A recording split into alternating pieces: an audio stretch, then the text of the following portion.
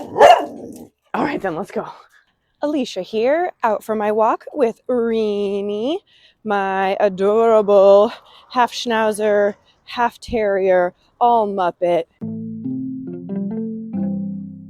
This is Sustainable Events Dog Walk, a short podcast from Positive Impact Event Consulting, where you can get a quick nugget about sustainability for your events and event business while on a walk with Alicia and her dog Reenie. Sustainability is a big project, but we'll get there together, one little step at a time. All right, here we go. I just had an experience that made me think, let's talk about resource sharing. Reenie and I just stopped on our walk and had my partner drive over from the house to pick up a piece of furniture that a neighbor was giving away to share with a friend who was looking for a piece of furniture that was like that. So it made me think, hey, that's something I could talk about with you on the podcast.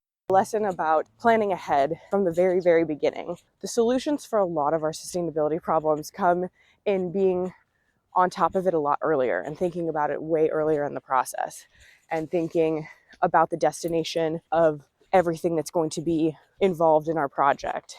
Not just how do we get it to site, but then what happens when we're done with it, and having that question be part of planning as opposed to part of teardown.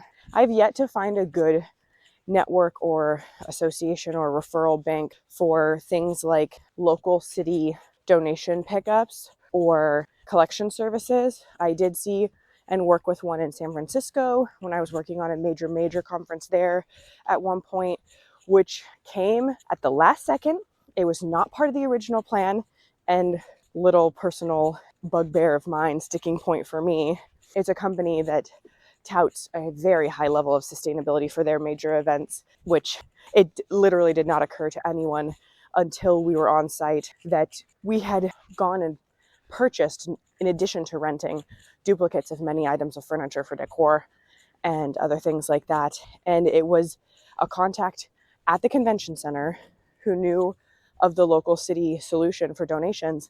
Otherwise, several $1,000s worth of brand new items were all going in the dumpsters at the convention center because the plan was not in place. Both the plan was not in place to purchase the items because they had a very lax perspective on acquiring and whether their design and plan was solid and predetermined and unchangeable, and because they had not accounted for potential variation in the plan.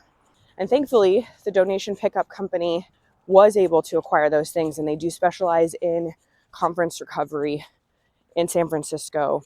But I did some Googling after that. It piqued my interest, and it is hard to find those types of companies. And as yet, I have not found one in Seattle. And I know of companies who do specialty recovery for other types of things. I know about nonprofits who do furniture restorations. And I know of an organization called Craft Lab Seattle who will take miscellaneous materials that can be used in crafting and art projects. But things like clipboards and furniture and lamps and decor items that would otherwise be able to go to schools, shelters, people furnishing homes, and other convention supplies and other event supplies, I have not heard of. So it's definitely a hole in the market. And sometimes we just have to fill those holes with our own resources and our own energy.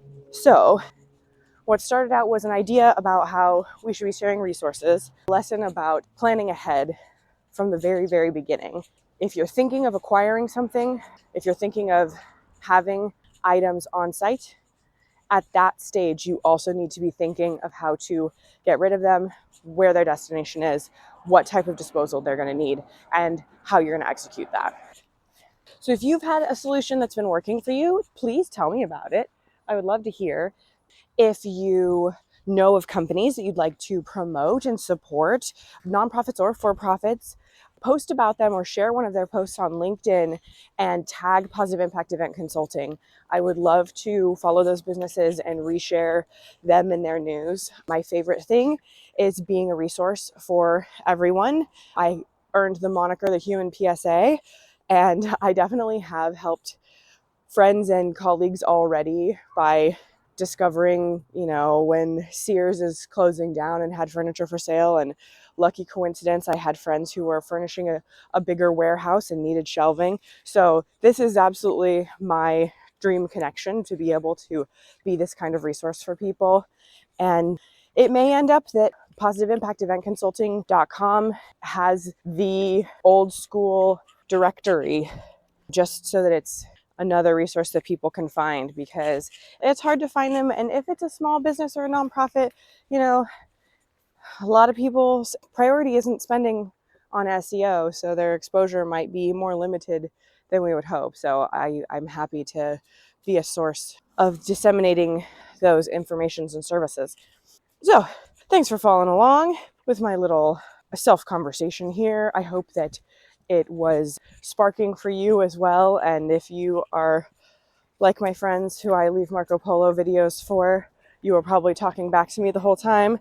And I'd love to hear what sort of things you were coming up with and how you feel about it. You can contact me through the contact info in the show notes. There's also a Google form link where you can submit questions and voice notes for future episodes. And let me know also through LinkedIn and Instagram, however you'd like to be connected.